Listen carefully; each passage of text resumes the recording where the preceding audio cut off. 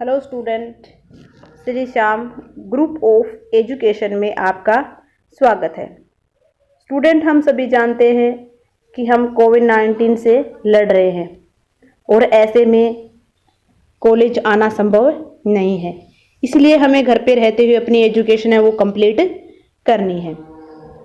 आज का हमारा टॉपिक है ब्रिटिश संविधान में लॉर्ड सभा। स्टूडेंट, हम सभी जानते हैं कि ब्रिटेन की जो संसद है वो विश्व की सबसे पुरानी संसद है। इसमें 2 सदन हैं, जिसमें पहला या उच्च सदन है लॉर्ड सभा तथा निचला या निम्न सदन है कॉमन सभा या लोक सदन। लोकसभा के सदस्य हैं या लॉर्ड सभा के जो सदस्य हैं वो धनी व उच्च वर्ग के व्यक्ति होते हैं। एक प्रकार से जो लॉर्ड सभा के सदस्य हैं वो वंशानुगत तौर पर ही होते हैं। ऐसे ब्रिटिश के निवासियों की रूढ़ि प्रवृत्ति का प्रतीक कहा जाता है, यानी इसे वंशानुक्रम के रूप में देखें तो ऐसा लगता है कि ब्रिटिश के जो नागरिक हैं वो अपनी रूढ़िवादी प्रवृत्तियों को बिल्कुल भी त्यागना नहीं चाहते। वो अपनी रूढ़िवादी परंपराओं को हमेशा के लिए बनाए रखना चाहते हैं। लॉर्ड सभा की सदस्य संख्या वो निश्चित नहीं है। यह एक वंशानुगत सदन है। इसके सदस्यों की संख्या जन्म व मृत्यु से घटती बढ़ती रहती है। लॉर्ड सभा में 3 प्रकार के हैं वो सदस्य होते हैं। पहले है आध्यात्मिक सदस्य। आध्यात्मिक सदस्यों की संख्या निश्चित होती है जो कि 26 है। आध्यात्मिक लॉर्ड बड़े गिरजाघरों के पादरी व बिशप होते हैं। ये सभा की कार्रवाई में प्राय कम ही भाग लेते हैं, क्योंकि ये गिरजाघरों के पादरी होने के कारण के गिरजाघरों का कार्य वो बड़ा रहता है। दूसरे हैं आजीवन पेयर।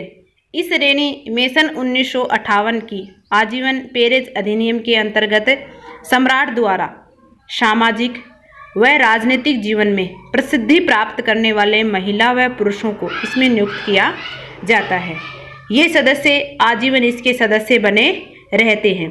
अगर हम वर्तमान में सदस्यों की संख्या की बात करें तो 561 इसके वर्तमान सदस्य हैं, जिसमें से 121 है वो महिलाएं भी हैं। तीसरी सदस्य संख्या है पैतृक या वंशानुगत पेयर।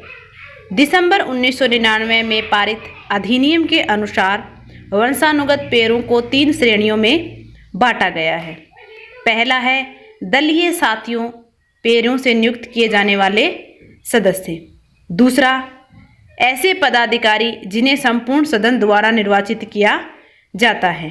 तीसरा, वर्तमान में राजघराने के सदस्य के रूप में 75 निर्वाचित दलीय सदस्य तथा 16 है वो पदाधिकारी सदस्य इसमें शामिल होते हैं। स्टूडेंट, ये 3 प्रकार के सदस्य हैं जो लॉर्ड सभा में है वो होते हैं। इन तीनों सदस्यों के बारे में हमने आज पढ़ा है। अब आगे हम लॉर्ड सभा के स्पीकर या चांसलर के बारे में पढ़ेंगे। 2005 के अनुसार लॉर्ड सभा चांसलर का पद बना था, लेकिन अब ब्रिटिश मंत्रिमंडल की सदस्य मात्र है। अब लॉर्ड सभा की अध्यक्षता चांसलर द्वारा न होकर लॉर्ड सभा के स्पीकर द्वारा की जाती है। यानी 2005 तक है वो चांसलर का पद था, जहां पर लॉर्ड सभा की अध्यक्षता है वो चांसलर करता था। लेकिन 2005 के बाद जो लॉर्ड सभा का स्पीकर है वो इसकी अध्यक्षता करता है। अब हम बात करते हैं लॉर्ड सभा के सदस्यों को वेतन। 1956 तक लॉर्ड सभा के सदस्यों को दैनिक भत्ता नहीं दिया जाता था, लेकिन वर्तमान में 32 पाउंड प्रतिदिन के हिसाब से है वो लॉर्ड सभा के सदस्य को दैनिक भत्ता दिया जाता है। आगे है लॉर्ड सभा का स्पीकर। स्टूडेंट, ये बात मैंने आपको बताई थी कि चांसलर है वो पहले लॉर्ड सभा की अध्यक्षता करता था, लेकिन 2005 के बाद प्रधानमंत्री द्वारा नियुक्त किए जाने वाले चांसलर का पद हटाकर वर्तमान में लॉर्ड सभा की अध्यक्षता है वो लॉर्ड सभा स्पीकर द्वारा की जाती है। लॉर्ड सभा के स्पीकर का निर्वाचन लोक सदन या कॉमन सदन के स्पीकर के अनुसार ही होता है। इसका मनोनयन नहीं बल्कि निर्वाचन होता है। ब्रिटिश संविधान में स्पीकर व अन्य सदस्यों के साथ रिकॉर्ड दिखाने के लिए कलरक, जेंटलमैन असर ऑफ द ब्लैक रोड व सोजेंट व ए आर्ट्स आदि सदस्य भी होते हैं। राज्यसभा की गणपूर्ति के लिए 3 सदस्य से होती है। किसी भी विधेयक को पारित करने के लिए कम से कम है वो 30 सदस्यों की उपस्थिति क्या होती है, अनिवार्य होती है। सप्ताह में 3 या 4 बार 1 घंटे या 2 घंटे के लिए राज्यसभा की बैठकें होती हैं। आगे है राज्यसभा की शक्तियाँ। पहली शक्ति है विधायी शक्ति।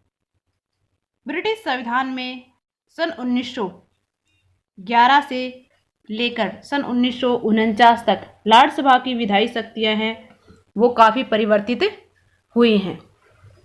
सन 1911 के अधिनियम के अनुसार कॉमन सभा द्वारा पारित विधेयक 2 वर्ष तक की अवधि तक राज्यसभा द्वारा रोका जा सकता था, लेकिन सन 1949 के अधिनियम के द्वारा यह अवधि 2 वर्ष से घटाकर 1 वर्ष कर दी गई है। 1 वर्ष तक किसी भी विधेयक को रोके रखने के बाद अस्वीकृत विधेयक भी कॉमन सभा द्वारा वो पारित कर दिया जाता है।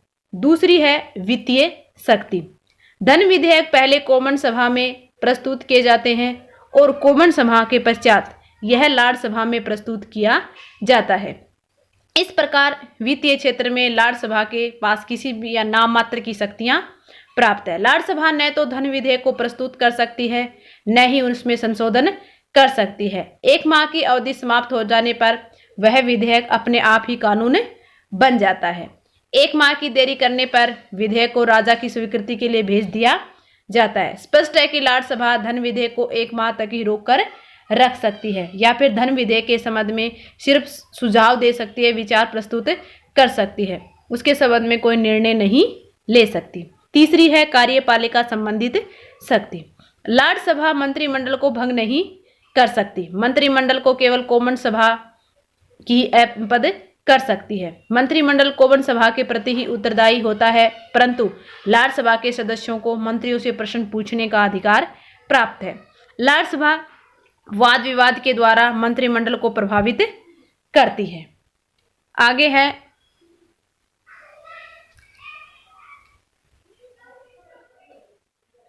परामर्श संबंधित शक्ति।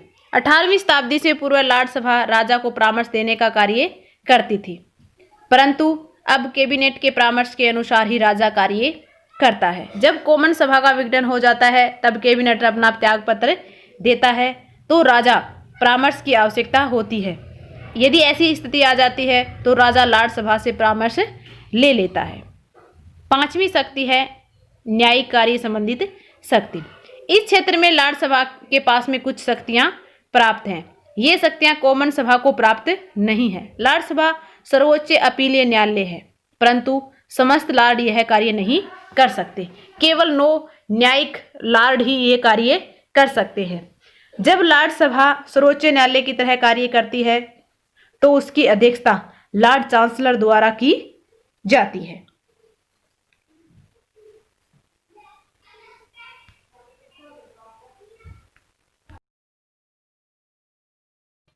आगे हमारा टॉपिक है कि ब्रिटिश संविधान में राज्यसभा की क्या इंपॉर्टेंटता है, क्या महत्व है।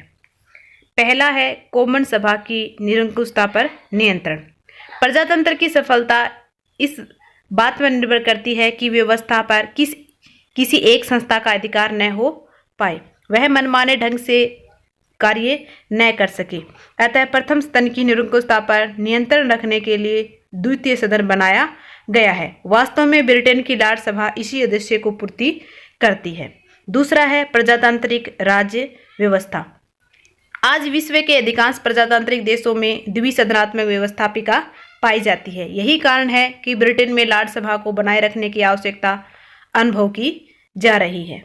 तीसरा है विधेयकों पर पुनर्विचार। राज्यसभा कॉमन सभा के द्वारा पारित विधेयकों पर पुनर्विचार करती है। ऐसा किए जाने के पीछे कारण यह है कि कॉमन सभा के पास अधिक कार्य है और समय कम। राज्यसभा इस उपयोगिता पर प्रकाश डालते हुए राज्यसभा आज जब तक किसी भी विधेयक को पिछले 3 वर्ष में इस सदन में विचार आया है तो हमने सदैव ही उसको सुधारा है और उसको पुनः विचार के लिए प्रस्तुत किया है।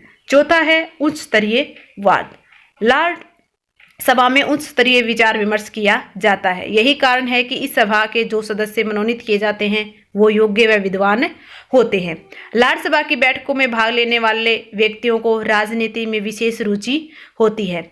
वे ऐसे विषयों पर बोलते हैं और उन विषयों की वो पूरी तैयारी भी रखते हैं। यही कारण है कि तर्क वितर्क प्रस्तुत करने में ये सदस्य वो सक्षम होते हैं। साथ ही प्रशासनिक, राजदूत, व्यापारी, मंत्री व किसी विशेष क्षेत्र में अनुभवी व्यक्ति इसके सदस्य होते हैं, जिससे सार्वजनिक वाद विवाद है वो एक विश्व विशिष्टतम स्थल के रूप में उभरकर सामने आती है। पांचवा है कॉमन सभा के कार्य। कॉमन सभा का भार कम करने वर्तमान में कॉमन सभा का कार्य वो दिन प्रतिदिन बढ़ता जा रहा है। अकेले कॉमन सभा के लिए सभी कार्य करना संभव नहीं है। प्रतिवर्ष अनेक विधेयक प्रस्तुत किए जाते हैं, विधान में कोई परिवर्तन नहीं होता। ऐसे कुछ विधेयक भी हैं जो लाड़ सभा में विरोधी दल के लिए किसी प्रकार की चुनौती नहीं होते। लाड़ सभा में ऐसे विधेयकों को आसानी से पारित किया जा सकता है। स्पष्ट है कि लाड़ सभा के कारण कॉमन सभा के कार्य हैं वो बहुत आसान हो जाते हैं और समय की बचत भी होती है। छठा है व्यापक प्रतिनिधित्व। लाड़ सभा में जिन सदस्यों का चयन होता है वे प्रसिद्धि प्राप्त विशेषज्ञ, राजनीतिज्ञ, व्यापारी, वकील, न्यायवेता, समाजसेवी व धर्म अधिकारी होते हैं। ऐसे व्यक्ति अपनी सेवाओं से देश को विशेष लाभ पहुंचाते हैं। यही कारण है कि लाड़ सभा को योग्यताओं का भंडार कहा जाता है। सातवां है जनमत को प्रभावित करना। लाड़ सभा गंभीर विषयों पर निष्पक्ष विचार प्रस्तुत करती है। इसके फलस्वरूप जनमत भी प्रभावित होता है। लाड़ सभा जनमत को निर्धारण करने में अहम भूमिका अदा करती है। आठवां है ब्रिटिश परंपराओं के अनुकूल। लाड़ सभा ब्रिटिश रूढ़िवादी प्रवृत्ति की परिचालक है। ब्रिटिश जनता परंपराओं व अपनी संस्थाओं के प्रति बहुत गहरा संबंध रखती है। यही कारण है कि जनता है वो लाड़ सभा को बनाए रखना चाहती है। नौवां है स्वतंत्रता पूर्वक विचार प्रकट करना। लाड़ सभा के सदस्य किसी राजनीतिक दल से संबंधित नहीं होते, किसी भी दल का अंकुश नहीं रहता, अतः वे स्वतंत्रता पूर्वक किसी भी विषय पर बोल सकते हैं या फिर वो स्वतंत्र रूप से विचार प्रकट कर सकते हैं। 10वां है विधेयक पास करने में विलंब करना। लाड़ सभा को विलंबनकारी शक्ति है वो प्राप्त है, इसीलिए इसे विलंबनकारी सदन के नाम से भी जाना जाता है। राजनीतिज्ञों का विश्वास है कि द्वितीय सदन को यह अधिकार होना चाहिए कि वह किसी भी विधेयक को पारित करने में विलंब कर सके। ऐसा इसलिए नहीं कि वो किसी भी विधेयक में जल्दबाजी या फिर अपनी भूमिका अदा करते, वो इसलिए कि कोई भी विधेयक वो जल्दबाजी से पास ना हो। लाड़ सभा द्वारा विलंब से विधेयक पारित करने के सदस्यों को किसी विधेयक पर ठंडे दिल और मस्तिष्क पर विचार विमर्श करने का समय मिल जाता है। स्टूडेंट, आज का हमारा वीडियो यहीं पर कंप्लीट होता है। थैंक यू, धन्यवाद।